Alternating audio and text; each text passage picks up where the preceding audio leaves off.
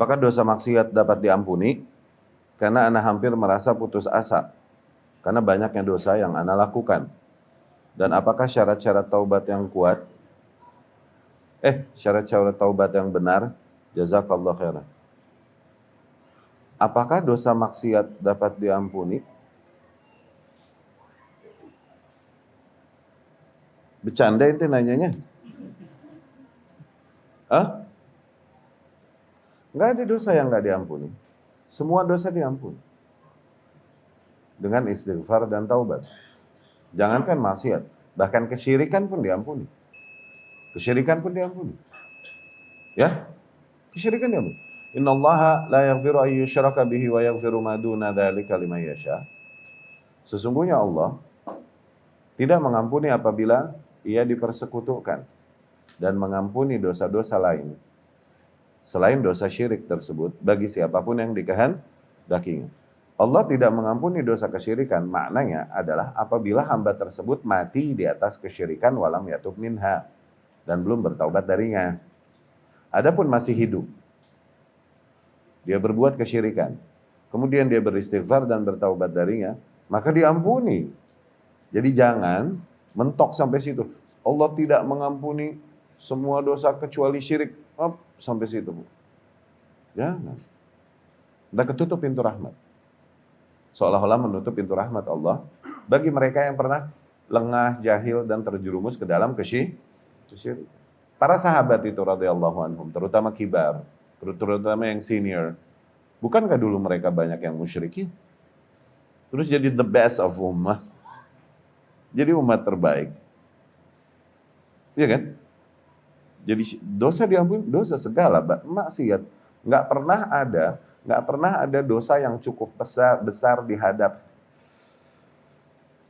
nggak pernah ada dosa yang cukup besar di hadapan kalimat astagfirullah.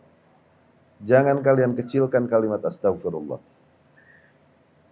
Astagfirullah terdengar ringan di lidah, terdengar ringan di telinga, dan begitu ringan di lidah untuk diucapkan. Tapi jangan kita pernah remehkan kalimat astagfirullah. Nggak ada dosa yang cukup besar di hadapan kalimat astagfirullah. Nggak ada dosa yang cukup besar di hadapan kalimat astagfirullah. Ya? Dan mereka yang putus asa dari rahmat Allah, Allah berfirman, tidaklah putus asa dari rahmat Allah kecuali orang-orang yang kafir. Maka janganlah kau menjadi kufur dengan putus asa terhadap rahmat Allah dan ampunan Allah Subhanahu wa ta'ala. Jangan. Ya. Hati-hati, justru yang jadi kufur adalah ketika kau merasa putus asa dari rahmat Allah Subhanahu wa ta'ala. Itunya yang bikin kufur. Bisa jadi. Bukan dosa-dosa yang kau telah lakukan. Tapi apa? Putus asamu dan pesimismemu terhadap Allah Subhanahu wa ta'ala. Nah, itunya yang jadi kufur. Nothing itu di depan astagfirullah, nothing. Nggak ada yang cukup besar di hadapan kalimat astagfirullah. Ya? Dan Allah sendiri yang menamai dirinya, menggelari dirinya, mensifati dirinya dengan At-Tawwab, zat yang maha menerima taubat, dengan Al-Ghafur, zat yang maha pengampun, dengan Al-Afu, zat yang maha pemaaf. Apabila kau putus asa dari dosamu, bahwa Tuhanmu takkan mengampuni dosa-dosamu tersebut, kau tidak meyakini sifat-sifat Tuhanmu yang disebutkan sendiri sifat tersebut oleh zatnya tentangnya. Disebutkan oleh Rasulnya Sallallahu Alaihi Wasallam tentangnya. Permasalahannya bukan pada dosamu, tapi pada akidahmu itu. Dan demikian Allah takdirkan dosa pada para hambanya. Sehingga terrealisasikanlah bahwa Allah maha pengampun, Allah maha pemaaf. Berarti mesti ada dosa yang dimaafin dong. Tuh lihat, ini level tinggi mengimani takdir. Ini level tinggi mengimani takdir. Kenapa Allah takdirkan dosa pada para hambanya? Ya, karena mesti sinkron. Allah mensifati dirinya dengan Al-Afu, Al-Ghafur, dan lain-lain. Berarti mesti ada kasus yang Allah maafin dong.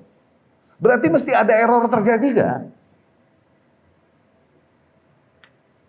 Itu diantara hikmah mengapa Allah mentakdirkan dosa pada sebagian hambanya. Itu diantara hikmahnya. Sehingga terrealisasikanlah bahwa ya, iyalah zat yang memang selama ini aku ibadahi emang zat yang layak untuk aku ibadahi. Nggak ada zat lain yang sedemikian rupa. Itu. Jangan pernah putus asa dari rauhillah, dari rahmatillah. Ya? Apakah syarat taubat yang benar? Penuhi. Sesali apa yang telah kau lakukan. Tekadkan untuk nggak mengulangnya lagi. Perbanyak amal saleh. Kejar ilmu. Yang dengan itu kau semakin mengenal Allah dan Rasulnya dan agamanya. Dah itu. Udah, perbanyak amal saleh. Yang dengannya kau semakin mengenal Allah dan Rasulnya dan agamanya. Ngaji. Ambil jalan-jalan yang efektif untuk menghapuskan dosa-dosa terdahulu sebagaimana dikhabarkan oleh Allah dan Rasulnya Sallallahu Alaihi Wasallam. Yang pertama apa? Tauhid dan sunnah. Okay? Yang dimana dihamparkan 99 lembaran hadis itu, ingat? Dan kemudian akhirnya terangkat dan terhapus dengan apa? Dengan la ilaha illallah Muhammadar Rasulullah. Tauhid dan sunnah. Dan tidaklah seseorang dapat bertauhid dan dapat bersunnah dengan baik kecuali dengan ngaji. Bohong. Orang dia bertauhid, dia bersunnah tapi nggak pernah mau ngaji. Bohong. Yang ngaji aja suka keliru, fahamin tauhid sama sunnah. Yang ngaji. Mau berapa udah belas tahun lagi ngaji. Tanya rukun tauhid apa? Keder dia. Oke, orang bertauhid bersunnah tuh ngaji, udah nggak ada jawaban lain. Ya, walaupun tiap individu pada tempatnya masing-masing. Ada yang memang penuntut ilmu yang full all out, emang banyak ngajinya, menuntut ilmunya karena dia menempatkan diri untuk pendakwah nanti. Ada orang-orang yang pegawai dan lain-lain yang bukan memang menempatkan diri sebagai pendakwah, tapi itu hal yang wajib untuk tetap diketahui, fardu ain atas setiap muslim untuk memahami batasan tauhid, akidah dan lain-lain. Sebagaimana kewajiban harusnya juga dia sholat, harusnya juga dia puasa, harusnya juga dia zakat. Kalaupun dia mungkin bukan ahli agama, harus dia tetap sholat. Sebagaimana harus dia bertauhid. Kalaupun dia bukan ustadz, bukan penuntut ilmu. Ya, nah kalau masih punya orang tua, geber bakti kepada orang tua. Itu, ngapusin dosa efektif itu. Geber bakti kepada orang tua. Kalau punya kelebihan harta, sodakoh di jalan yang sifatnya capacity building buat dakwah kepada tauhid dan sunnah. Sodakoh kepada orang umum, awam, hanya buat makan saja, ini luar biasa, bahkan kepada anjing. Sodakoh air putih, pelacur, kepada anjing, diampuni dosa-dosa. Dosa sebesar dosa pelacur. Sekarang gimana kalau sodakoh digunakan, diarahkan kepada sesuatu yang menjadi kekuatan dakwah menyeru manusia kepada tauhid dan sunnah. Sebesar apa dosa yang bisa diampuni?